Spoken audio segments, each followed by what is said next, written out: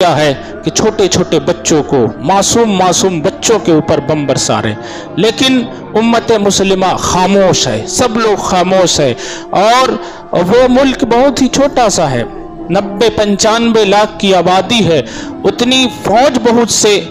دیشوں میں موجود ہے، لیکن لوگ جو ہے بولتے کیوں نہیں ہیں؟ اس کی پشت پناہی امریکہ کرتا ہے، ہمیشہ سپورٹ اس کا وہی کرتا ہے جس کی وجہ سے وہ اپنے آپ کو مضبوط سمجھتا ہے۔ لیکن بات جب مسجد اقصیٰ کی ہو، بیت المقدس کی ہو، بہت سے لوگ بولنے سے بھی ڈرتے کہ مت بولا کرو، تو پھر ایسا ایمان رہنے سے کیا فائدہ؟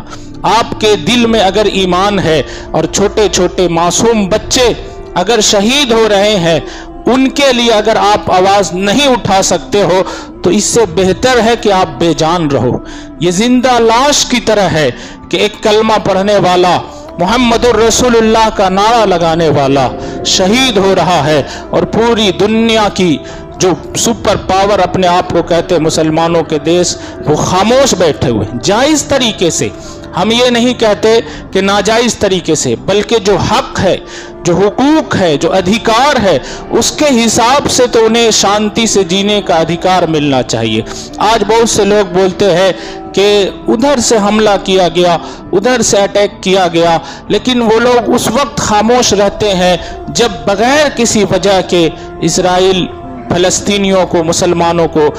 پریشان 1947 یا 48 میں جو ہے UNO جو ہے، یہ متحدہ امارات جو ہے، جو سب ملک مل کر وہاں پہ جو بیٹھتے ہیں، وہاں سے جو ہے پھر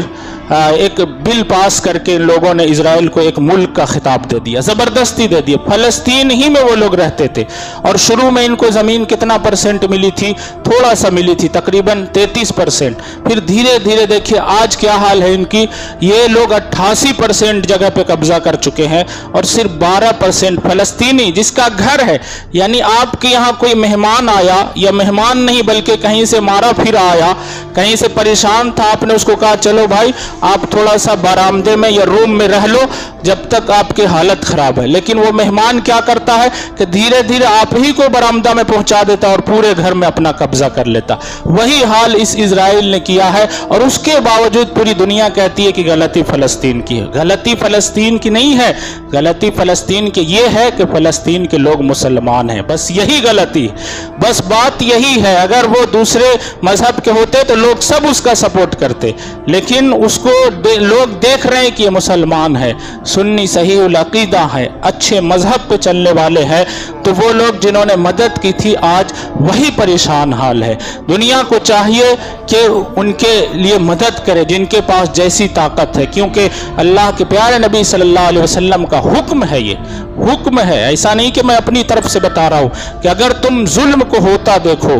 اگر تم برائی کو ہوتا دیکھو، تو تمہارے پاس اگر طاقت ہے تو طاقت سے روکو، تمہارے پاس اگر اللہ نے طاقت دی ہے تو طاقت سے روکو۔ وہ سپر پاور ملک کہاں ہے جن کی کرنسی، جن کے پاس اتنی چیزیں ہیں، وہ اپنے ادھیکار کے مطابق تو اس کے لیے کچھ کام کر سکتے، فلسطین کو راحت دے سکتے، مدد دے سکتے، کیوں نہیں دے سکتے؟ لیکن کوئی آواز نہیں اٹھا رہا۔ دوسری طرف اس کو سب سپورٹ کر رہے ہیں، چھوٹے چھوٹے بچے مر رہے ہیں۔ صلاح الدین ایوبی میں جب جنگ کیے تھے نا، بچوں کو الگ کر دیا تھا، بوڑھوں کو الگ کر دیا تھا، عورتوں کو الگ کر دیا تھا، اور کہا تھا جو بھی کہے گا کہ مجھے امان چاہیے اسے امان دے دی جائے گی۔ یہ مذہب اسلام ہے۔ ہمارے نبی نے شروع سے یہی کہا کہ ہم کسی کو مارنے نہیں جاتے، جہاد کا مطلب کسی کا قتل نہیں کرنا ہوتا ہے، جہاد کا مطلب برائی کو دور کرنا ہوتا ہے، جہاد کا مطلب فتنے کو ختم کرنا ہوتا ہے، جس سے سماج پریشان ہو اس کو ہٹانا ہوتا ہے، یہ ہمارا مذہب اسلام کہتا ہے۔ بہرحال اس کے بعد جو ہے آج یہ لوگ چلے گئے۔ میں کیا کہہ رہا تھا کہ اگر طاقت ہے آپ کے پاس تو طاقت کے ذریعے روکیے، اگر طاقت نہیں ہے، آپ کم سے کم آپ کے پاس طاقت نہیں ہے، اتنا پاور نہیں ہے، تو آپ کے پاس الفاظ ہے، آپ کے پاس زبان ہے، زبان سے اس برائی کو برا کہیے، اس ظلم کے خلاف بولیے، تاکہ کل قیامت کے دن آپ کا بھی نام آئے۔ مینڈک کے پاس کیا طاقت تھی لیکن اس نے پانی ڈالا تھا، اس بڑھیا کے پاس کیا طاقت تھی لیکن حضرت یوسف علیہ السلام کو خریدنے چلی گئی تھی، صرف اس لیے کہ نام تو درج ہو جائے۔ آپ بولیے، اگر بولنے کی بھی طاقت نہیں رکھتے تو کم سے کم جو برا ہو رہا اس کو برا دل میں جانیے، اس کو برا سمجھیے، اور سب سے بڑی چیز جب آپ کے پاس کوئی ہتھیار نہ ہو تو سب سے بڑا ہتھیار دعا ہے،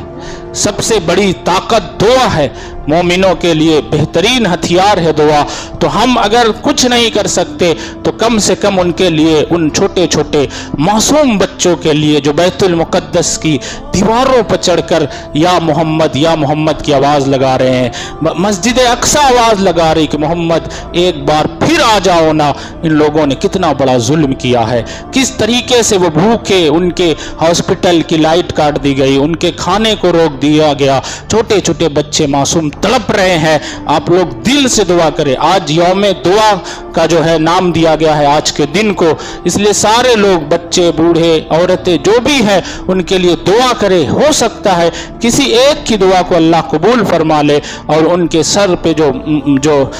بادل منڈرائے ہوئے مصیبتوں کے وہ دور ہو جائے۔ اللہ تبارک و تعالی ان کی حفاظت